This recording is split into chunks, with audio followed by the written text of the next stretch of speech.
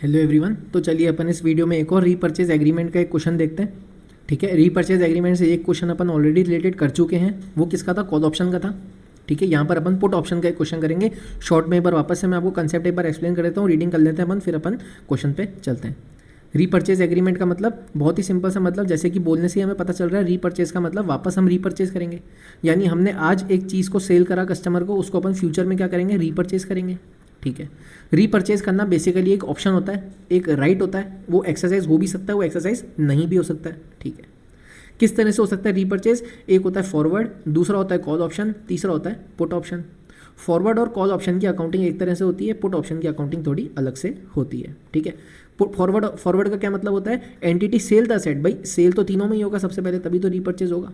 Forward में क्या होता है? Entity sell the asset and entity have obligation to repurchase the asset. Entity के ऊपर ऑब्लिगेशन है, एंटिटी के पास मजबूरी है, एंटिटी ने प्रॉमिस कर रखा है कि हम रीपर्चेज करेंगे, वो करेंगे।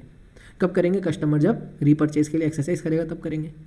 कॉल ऑप्शन में क्या होता है? जैसे कि ऑप्शन से पता चल रहा है, एंटिटी हैज़ अ राइट या option to repurchase the asset. Entity के पास राइट है, वो चाहे तो करे चाहे तो ना करे। पुट ऑप्शन का मतलब entity has obligation to repurchase at customer request. Customer चाहे तो आ जाए, कस्टमर चाहे तो ना आए। कस्टमर कब चाहेगा? मान के चलो मेरी जो हमारी मार्केट में प्राइस है, मान लो हमारी मार्केट में प्राइस है 5 लाख की, हमारी जो एग्रीड रीपर्चेज प्राइस है वो है 6 लाख की। क्या कस्टमर आएगा? हाँ बिल्कुल आएगा। क्यों? क्योंकि अगर वो मार्केट में जाएगा तो उसे सिर्फ 5 लाख मिलेंगे, हमारे पास आएगा तो 6 लाख मिलेंगे। समझ में आ गई आपको बात? इसलिए कस्टमर आएगा। अगर एक्सपेक्टेड मार्केट प्राइस, अगर हमारी रीपर्चेज प्राइस 6 लाख है और मार्केट में प्राइस 5 लाख की है, लेकिन मान लो कि उल्टा है, हमारी रीपर्चेज प्राइस 5 लाख की है, मार्केट में प्राइस 6 लाख की है, तो क्या आएगा? तो नहीं आएगा, तो फिर वो मार्केट में जाके बेचेगा। तो यहाँ पर क्या है? कस्टमर के पास ऑप्शन है, कस्टमर चेक करेगा कि क्या मुझे जाना चाहिए रीपर्चेज करने के लिए या फिर नहीं जाना चाहिए। ठीक है, ये बात भी समझ में आ गई। अब अपन एक बार अकाउंटिंग शॉर्ट में समझते हैं कैसे होगी। आ जाओ। तो सबसे पहले अपन ये चेक करेंगे, अगर हमारे पास क्वेश्चन में फॉरवर्ड या कॉल ऑप्शन है, हमारे पास ऑप्शन अगर क्वेश्चन फॉरवर्ड या कॉल ऑप्शन का है, सबसे पहले अपन ये चेक करेंगे क्या हमारी repurchase price is more than equal to original selling price या फिर less than equal to original selling price. मान लो हमारी रीपर्चेज प्राइस है 6 लाख की, हमारी जो ओरिजिनल सेलिंग प्राइस है वो है 5 लाख की, यानी repurchase price is more than equal to original selling price. तो यहाँ पे क्या करेंगे अपन? It will be treated as a financing arrangement, liability will be accounted as per Ind AS 109। Ind AS 109 आपको अगर समझ आता है, आपने अगर पढ़ा हुआ है तो आपको ये बहुत अच्छे से समझ में आएगा। 109 के सारे क्वेश्चन अपन ने यूट्यूब पे डिस्कस करे हुए हैं ऑलरेडी, आप प्लेलिस्ट चेक कर सकते हैं। ठीक है, तो यहाँ पर अपन ने क्या देखा? अगर repurchase price is more than equal to original selling price, यानी 6 lakh is more than equal to 5 lakh, ये क्या है हमारी? ये हमारी रीपर्चेज प्राइस। ये क्या है? हमारी ओरिजिनल सेलिंग प्राइस। तो अपन क्या करेंगे? Initial sale consideration will be recorded as per financial liability, यानी कैश अकाउंट डेबिट। भाई आज अपने को पैसा मिला, आज अपन ने सेल करा, तभी तो वो रीपर्चेज होगा। तो cash account debit to financial liability में रिकॉग्नाइज करेंगे कितने पे? 5 लाख पे। 5 लाख पे कौन सी? ओरिजिनल सेलिंग प्राइस जो है हमारी 5 लाख की। फिर इन दोनों के बीच का जो डिफरेंस है यानी 2 लाख का, वो हमारी क्या होगी? फाइनेंस कॉस्ट चार्ज होगी। क्योंकि हम फाइनेंशियल लायबिलिटी रिकॉग्नाइज कर रहे हैं तो हम उस पर फाइनेंस चार्जेस चार्ज करेंगे, इंटरेस्ट चार्ज करेंगे पीएनएल में। इंडेस 109 में भी हम यही करते हैं, सबसे पहले हम फाइनेंशियल लायबिलिटी को ओरिजिनल फेयर वैल्यू पर रिकॉग्नाइज करते हैं, उस पर हम इंटरेस्ट चार्ज करते हैं अमोर्टाइजेशन टेबल पर, और लास्ट में जाकर उसका रीपेमेंट कर देते हैं। यहाँ पर भी यही होगा। इस फाइनेंशियल लायबिलिटी का रीपेमेंट का क्या मतलब हुआ? इस फाइनेंशियल लायबिलिटी का रीपेमेंट मतलब रीपर्चेज।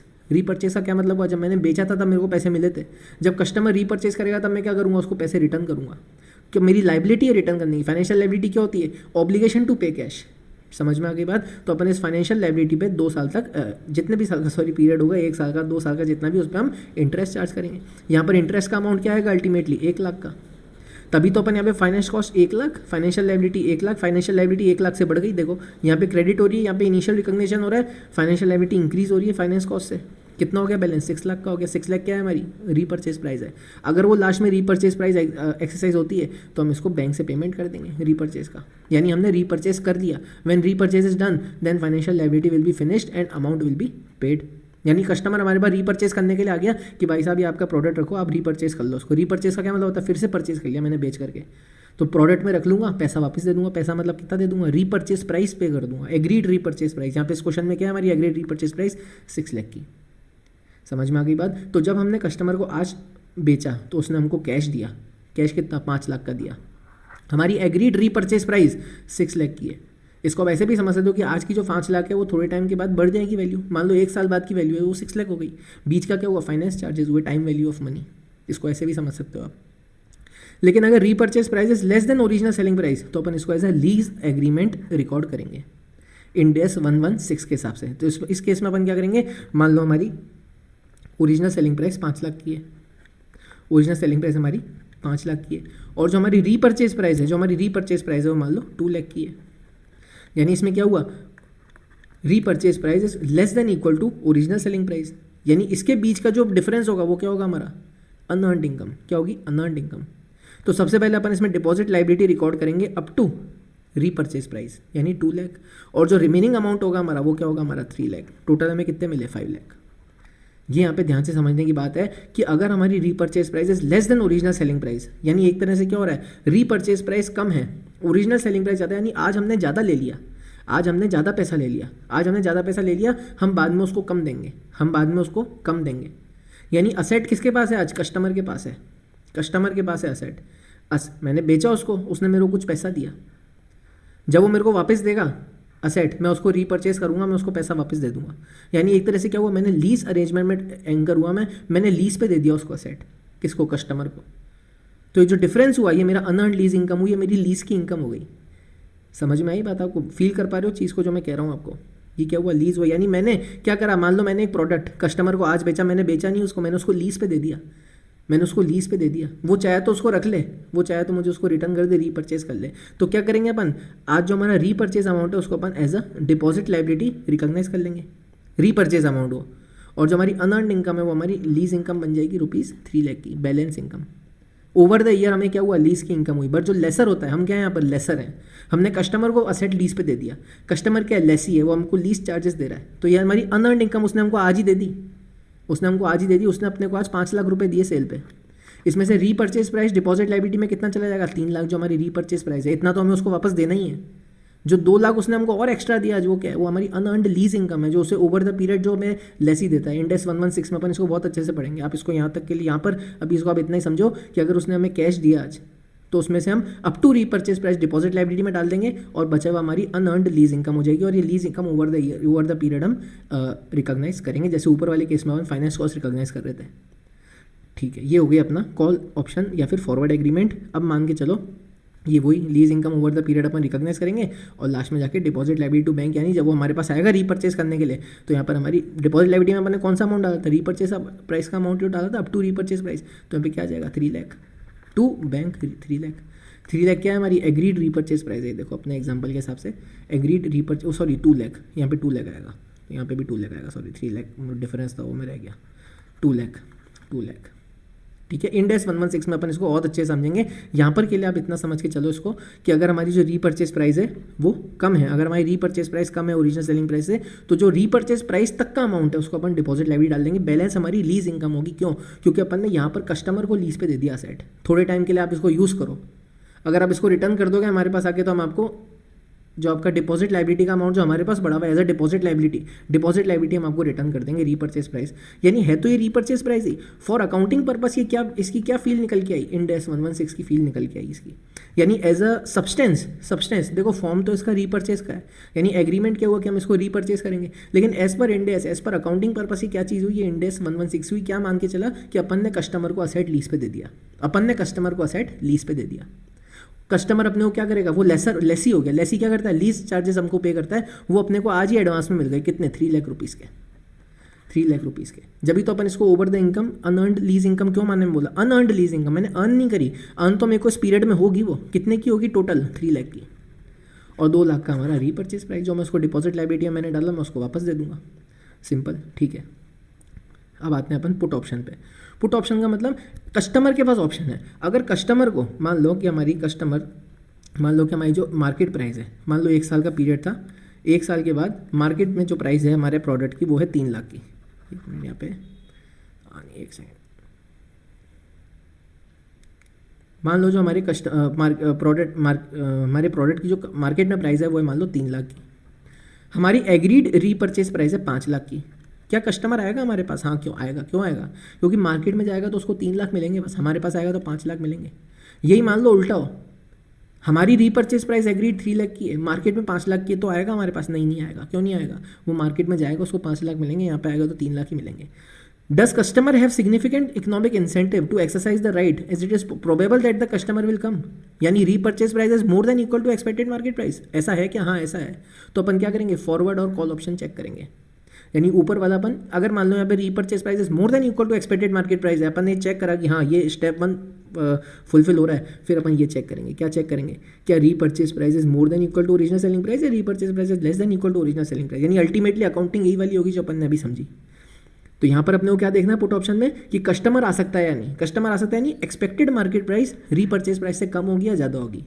अगर कम होगी तो यहाँ पर आएगा, अगर ज़्यादा होगी तो नहीं आएगा, ज़्यादा होगी तो नहीं आएगा। ठीक है, चलो अब अगर आंसर आया नो, यानी मान लो कि अगर एक्सपेक्टेड मार्केट प्राइस मार्केट में 2 लाख की है, 2 लाख की है, हमारी रीपर्चेज प्राइस 1 लाख की है, तो क्या कस्टमर आएगा? नहीं आएगा। क्यों? क्योंकि मार्केट में बेचेगा। तो recognise revenue as per concept of sale with the right of return. Sale with the right of return के हिसाब से अपन इसकी अकाउंटिंग करेंगे। इसके अपन ने 2 क्वेश्चन करे थे, आपने देखे हो अगर प्लेलिस्ट में, तो जिसमें अपन ने क्या रिकॉग्नाइज करते हैं, अपन इसमें इन्वेंट्री वैल्यू रिकॉग्नाइज करते हैं, डिपॉजिट लायबिलिटी डालते हैं, रीस्टॉकिंग फी डालते हैं। Sale with the right of return के कंसेप्ट के अपन ने 1-2 क्वेश्चन कर रखे हैं, प्लेलिस्ट में आपको दिखेंगे।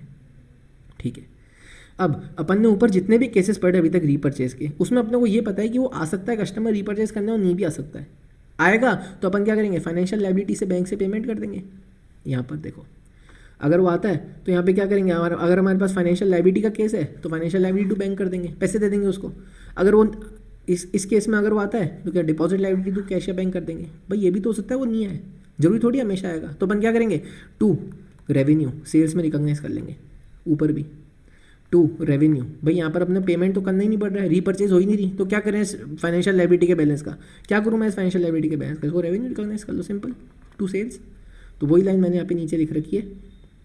इन all the above repurchase agreement, if repurchase option is not exercise then accounting will be done as per normal sale. At the last the amount of financial liability और deposit liability will be recognise to sales. भाई अगर वो आया तो जो हमारा financial liability to bank है तो वो आएगा तो हमें रीपर्चेज करना पड़ेगा, यानी हमें उसे पैसे देने पड़ेंगे, तो टू बैंक करेंगे अपन, टू बैंक करेंगे। अगर वो आया ही नहीं तो टू रेवेन्यू कर देंगे।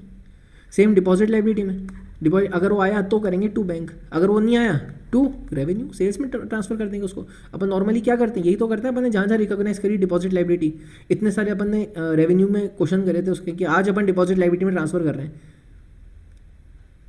Cell with the right of return को ही आप देख लो, sale with the right of return में अपन क्या करते हैं, कुछ अमाउंट अपन एज अ सेल रिकॉग्नाइज करते हैं, कुछ डिपॉजिट लायबिलिटी में डालते हैं। अगर रिटर्न होता है प्रोडक्ट तो अपने को पैसा वापस देना पड़ेगा टू बैंक, अगर नहीं होते रिटर्न तो वहाँ पैसा तो हमारे पास ही है, वो हम उसको एज अ रेवेन्यू रिकॉग्नाइज कर लेंगे। सिंपल सी बात, ठीक है, समझ में आ गया अपने को बात। तो सबसे पहले ये देखो कि कॉल ऑप्शन है या पुट ऑप्शन है। कॉल ऑप्शन है उस हिसाब से अकाउंटिंग करो, पुट ऑप्शन है तो भी अपने को क्या देखना है, एक्सपेक्टेड मार्केट प्राइस देखनी है, फिर उस अकॉर्डिंगली अपने को फॉरवर्ड या फिर कॉल ऑप्शन वाली अकाउंटिंग करनी पड़ेगी। चलो अपन एक बार क्वेश्चन देखते हैं, फिगर से और बेटर समझ में आएगा। An entity enters into a contract with a customer for the sale of tangible asset on 1st January 2001 for 10 lakh, यानी ये क्या है, हमारी ओरिजिनल सेलिंग प्राइस है। ठीक है, the contract include a put option, ये पुट ऑप्शन है।